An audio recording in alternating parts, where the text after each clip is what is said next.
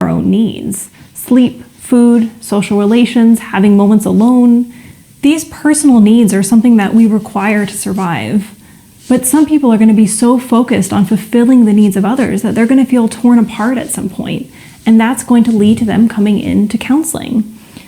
And it's because their personal needs have not been sufficiently met, and they're exhausted. They can't take it anymore, and it's not working. So it's important to understand that the therapeutic approach does not necessarily mean trying to pull the client in a direction that's convenient for us and saying, come on, you have to change, because the client will resist that change.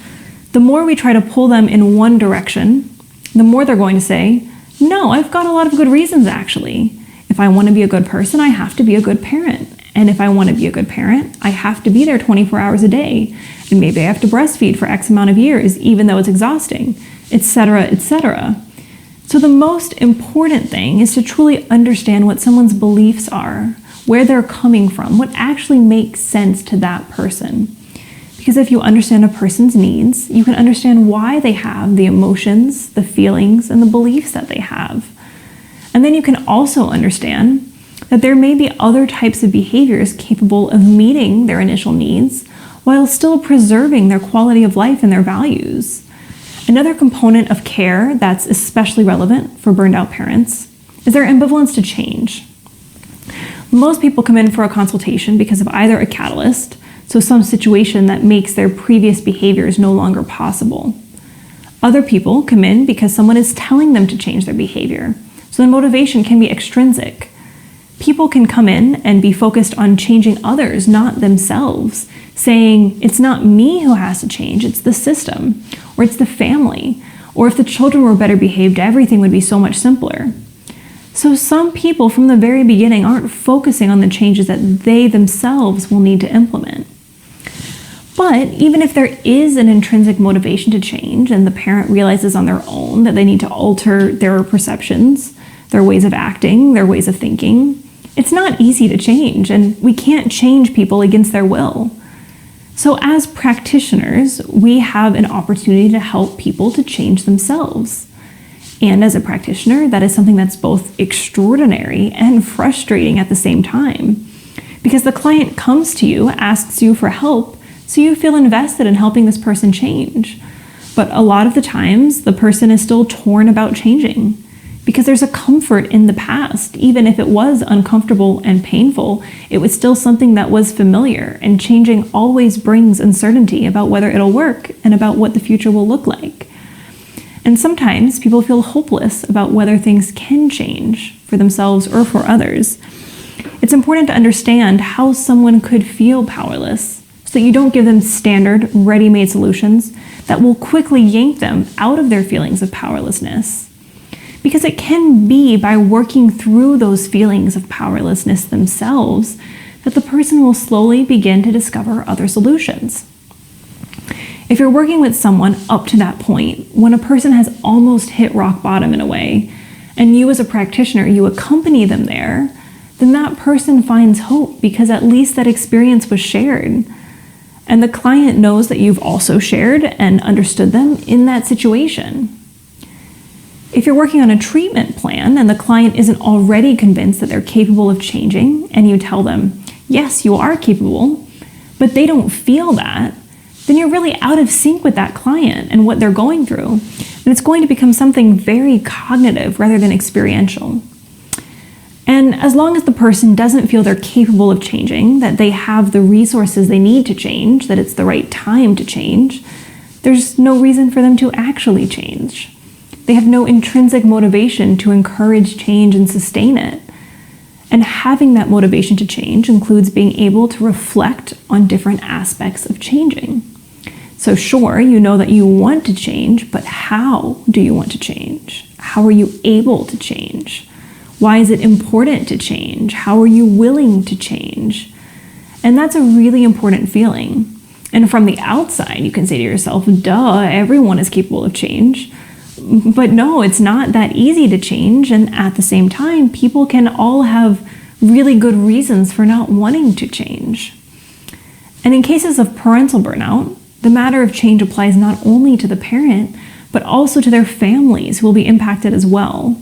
So this ambivalence to change can be different from a case of professional burnout, where the client can make decisions about their career that may impact their company, but they don't have the same attachment to the company as they do to their children. Some of the fear and reluctance to change for clients with parental burnout revolves around imposing changes they make on their family, because these changes will affect their family members. And burned out parents usually have a strong desire to fulfill the needs of others in the first place. The way they try to be a good person and to be valued is to pay attention to the needs of others. So it can be significant and an internal conflict to decide to change for their own benefit when it could also rock the family system. And this is also encouraged by social pressures, which communicate that a parent's role is one of self-sacrifice, of putting your own needs after those of your children. Some parents will, in a way, sacrifice 2 years of their life because they believe that the first 2 years of a child's life can determine the rest of their life. But then you tell yourself, what if I make a mistake or multiple mistakes? What if I'm not good enough as a parent?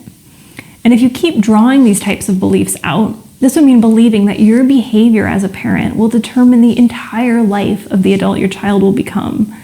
But this would be a huge responsibility. You can see the overwhelming pressure that some parents feel.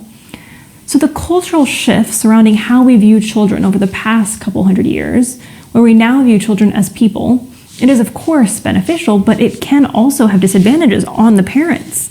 There's this immense pressure on parents that can push them towards extremes of behavior. Parents can believe that if they don't breastfeed their child, if they don't perfectly adhere to social norms, then they will face judgment and repercussions. So this social pressure to be a perfect parent also needs to be taken into account when thinking about parents' ambivalence to change.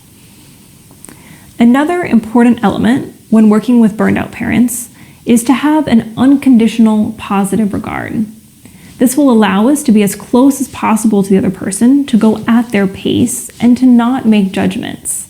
We all have value judgments. We have a specific perception of what a mother is, what a slap is, what death is, and we all have different specific representations related to each of these things.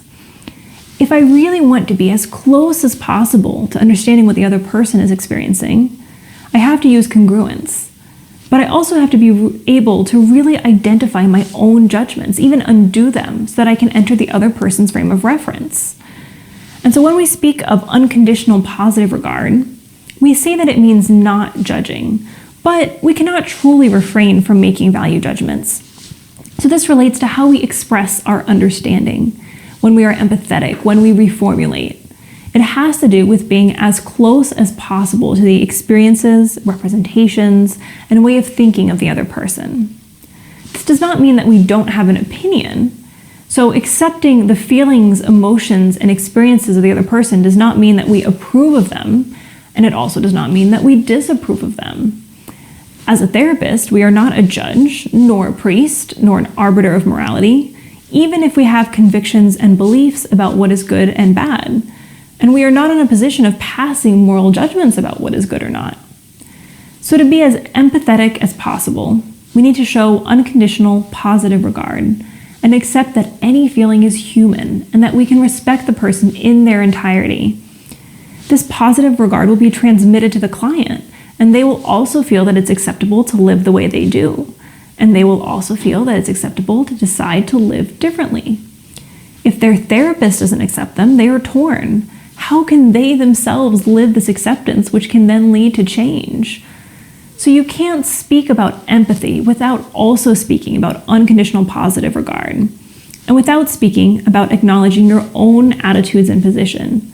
These three components are completely intertwined and always interacting. Now, you might sometimes have a conflict of values in maintaining an attitude of unconditional positive regard. For example, if a parent tells you that they've been violent towards their children, you, on the one hand, are really trying to help the person in front of you, but on the other hand, they're telling you an act that could be putting other people in danger. So you have to make a threat assessment about the likelihood of serious child abuse. Is the well-being of the child truly in danger? And this threat assessment is the same thing for suicide. What is essential is to distinguish between, on the one hand, actions, and on the other hand, feelings and thoughts. In the example from earlier about the mother having dark thoughts, She considered that if